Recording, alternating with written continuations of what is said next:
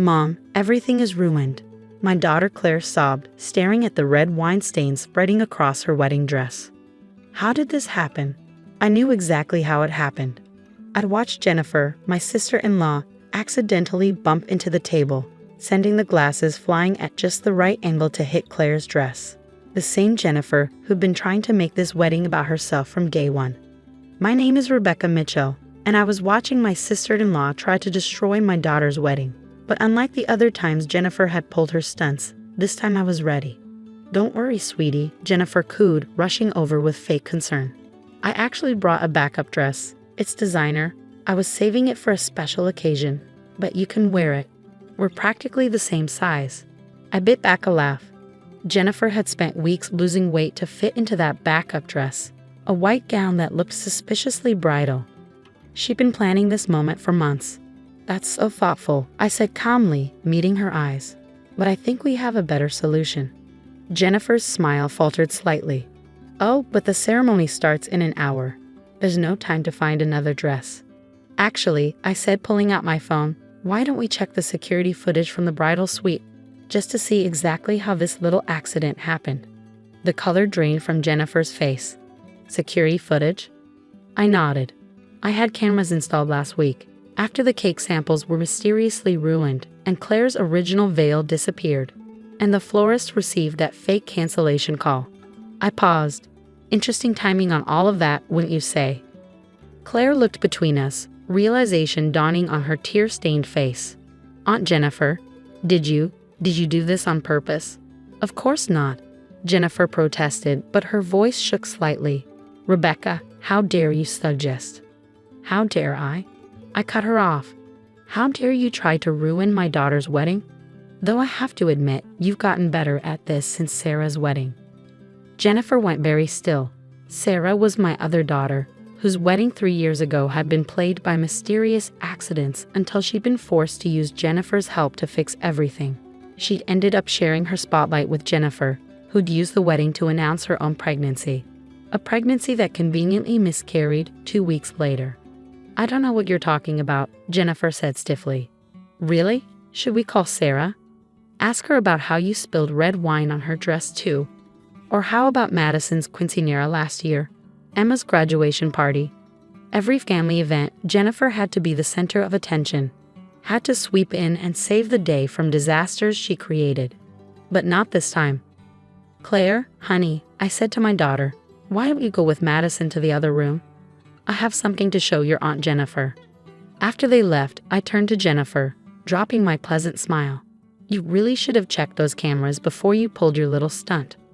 I pulled out my tablet, showing her the crystal clear footage of her deliberately knocking over the wine. But that's not all I have. Would you like to see what else I've been collecting?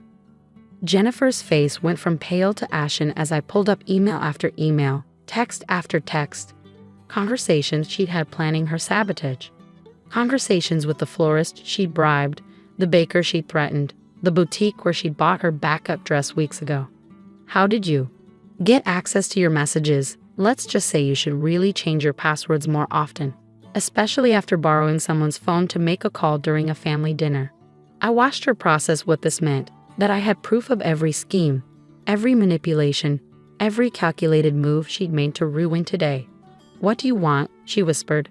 I smiled, thinking about the garment bag waiting in my car. Oh, Jennifer, we're just getting started. Follow me, I said to Jennifer, heading toward the parking lot. My heels clicked against the pavement, each step measured and calm despite the satisfaction building inside me. Jennifer trailed behind, her designer heels not quite as steady. Rebecca, surely we can talk about this. I never meant to get caught. I finished, reaching my car. No, I'm sure you didn't. Just like you didn't mean to get caught sending those anonymous texts to Claire about her weight last month. The one suggesting she might not fit into her dress. Jennifer froze. How did you know about those? The same way I know about the bridesmaids' dresses you had altered to be unflattering, or the makeup artist you paid to make Madison look washed out in photos. I opened my trunk. I've been watching you, Jennifer, for months. Inside the trunk was a garment bag, long, elegant, and clearly expensive. Jennifer's eyes locked onto it. What is that? This? I unzipped the bag slowly. This is the dress you ordered. The real one. Not that white monstrosity you brought to upstage my daughter. Inside was an exact copy of Claire's ruined wedding dress. Same designer, same size, same exquisite details. But that's impossible, Jennifer stammered. That dress was custom made. One of a kind. I smiled. You're right, it was. Until I contacted the designer 3 months ago, right after I found your first email to them asking about Claire's dress specifications. Funny how helpful people can be when you explain that someone's trying to sabotage a bride's wedding day. Jennifer's face twisted with anger. You've been spying on me? No, Jennifer. I've been protecting my daughter. There's a difference. I lifted the dress carefully. Though I have to admit, watching you plan everything thinking you were so clever. It was almost entertaining. You can't prove anything, she said, but her voice wavered. I pulled out my phone, playing a video, Jennifer in the bridal suite, carefully plotting her movements with the wine glasses. The timestamp was clear, just 15 minutes ago. Can I? I have dozens of videos like this, emails, texts, witness statements from the vendors you tried to bribe. Even that poor makeup artist you threatened. She was quite happy to help once I explained what was really going on. Jennifer's perfectly made-up face crumpled slightly. What are you going to do? That depends on you. I handed her my phone. First, you're going to call your husband and tell him you're feeling ill. You're leaving. Now. David won't believe. David has seen the videos I cut in. All of them. Including the ones from Sarah's wedding. He's waiting to talk to you at home. Her hand shook as she took the phone. I watched her make the call, watched her lie smoothly about a sudden migraine. She had plenty of practice lying to David over the years. Now what? She asked after hanging up. Now you have a choice. You can leave quietly, let Claire have her perfect day, and we'll discuss the terms of my silence tomorrow.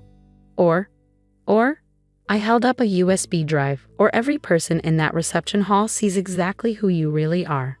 Every scheme, every manipulation, every cruel text and sabotage event. I'm sure our family would find it fascinating viewing during the reception. Tears welled in her eyes, real ones this time. You're destroying our family. No, Jennifer, you did that. Every time you tried to ruin someone else's happiness. Every time you put your need for attention above your family's joy. I'm just making sure it stops. Today. I watched her walk to her car, her shoulders slumped in defeat. For the first time in years, she wasn't going to be the center of attention at a family event. Back in the bridal suite, Claire was overjoyed to see the replacement dress. Mom, it's perfect. But how did you know we'd need it? I helped her into the gown, smiling at her reflection in the mirror. Let's just say I learned from experience. Some people can't stand to see others happy, sweetheart. The trick is being prepared for them. Madison, my youngest, looked up from adjusting the train. Is that why Aunt Jennifer left? Dad said she was sick. Yes, I said, fixing Claire's veil. I think she'll be sick for quite a while. Now let's focus on making this day perfect for our beautiful bride. As Claire walked down the aisle an hour later, radiant in her pristine dress, I caught David's eye from across the church. He nodded slightly, a gesture of understanding and gratitude. He'd seen the evidence, knew what his wife had done. That conversation would be its own kind of justice. My phone buzzed quietly, a text from Jennifer. We need to talk. Tomorrow. I smiled, typing back, yes, we do. And Jennifer, bring your calendar. We have quite a few events to discuss. The day after the wedding, I sat in my home office waiting for Jennifer. The USB drive lay on my desk beside a thick folder of printed evidence. Every scheme, every manipulated event, every cruel message she'd sent over the years. At exactly 10 a.m., the doorbell rang. Jennifer stood there, looking nothing like her usual polished self. Her eyes were red, her designer clothes slightly rumpled. Come in, I said, leading her to my office. I assume you've had an interesting conversation with David?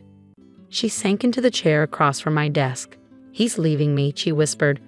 After seeing those videos, reading those messages, he said he doesn't even know who I am anymore. Don't you mean who you've always been? I asked quietly. The woman who ruined her niece's graduation because she couldn't stand not being the center of attention. Who faked a pregnancy announcement at Sarah's wedding? I needed attention? Control? To feel important? I opened the folder. Let's look at your greatest hits, shall we? Madison's quinceañera, You told her she looked fat in her dress until she cried. Emma's college acceptance party. You announced your cancer scare that mysteriously disappeared 2 weeks later. Jennifer's hands twisted in her lap. I never meant to hurt anyone. Liar. My voice was sharp. You meant to hurt everyone. Every time someone else had a moment to shine, you had to dim their light. Had to make it about you. What do you want from me? She asked, defeat heavy in her voice. I pulled out a document. This is a contract. You're going to sign it. A contract? Terms of your continued presence in this family, I explained.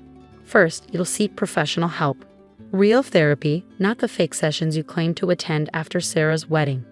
I've already found a therapist who specializes in attention-seeking behavior. She took the paper with trembling hands. Second, you'll write personal apology letters to everyone you've hurt.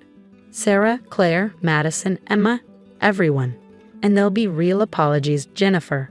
No justifications, no excuses. And if I refuse? I played a video on my laptop, Jennifer admitting to the makeup artist that she planned to ruin Claire's wedding day. Then this goes public, along with everything else. How do you think your society friends would react? Your clients? The charity boards you sit on? You're blackmailing me, she whispered. No, I'm giving you a chance to fix what you broke. More than you deserve, honestly. She stared at the contract for a long moment. David's already seen all of this, hasn't he? That's why he's leaving. I nodded. He deserved to know who he married. Just like our family deserved to know who was sabotaging every important moment of their lives. Slowly, Jennifer picked up the pen. As she signed, I saw something I'd never seen before. Genuine remorse in her eyes. What happens now? She asked. Now you get help. Real help. And maybe if you do the work, if you truly change, this family might forgive you. Eventually. After she left, I called David. She signed. I told him. Good, he replied, his voice tired. The divorce papers are being drawn up. I am sorry I never saw it before, Rebecca. All those years, all those ruined events. I should have known. We all should have, I said. But now we do. Over the next few months, Jennifer kept her part of the bargain. The apology letters arrived, raw, honest admissions of her actions. She attended therapy twice a week. Slowly, painfully, she began to understand the damage she'd done. Sarah was the first to receive her letter. She called me after reading it, crying. Mom, she admitted everything. The fake pregnancy, the sabotage honeymoon plans, everything. Are you okay? I asked. I think so, she said. It's just, all these years I thought maybe I was imagining things. That I was being too sensitive. That's what manipulators do, I told her. They make you doubt yourself. Claire's wedding photos arrived, perfect moments captured without Jennifer's drama overshadowing them. My daughter was radiant, her happiness untainted by manufactured disasters. Last week, Jennifer sent me a letter of her own. Not an apology. She'd already given me that, but a thank you note. You could have exposed everything publicly, she wrote, could have destroyed me completely. Instead, you forced me to face myself. To get help. I'm not asking for forgiveness. I know I haven't earned that yet. But I want you to know that I understand now, and I'm trying to be better. I placed her letter in the folder with all the evidence. Maybe someday I wouldn't need it anymore. Maybe someday Jennifer would truly change. But until then, I keep watching, keep protecting my family, keep the proof safe. Because some lessons need to be permanent, and some changes only happen when you're forced to face the truth about yourself. The folder stays in my desk drawer. A reminder that sometimes the best revenge isn't about destruction. Sometimes it's about reconstruction, about forcing someone to rebuild themselves into something better, even if they have to be broken first to do it.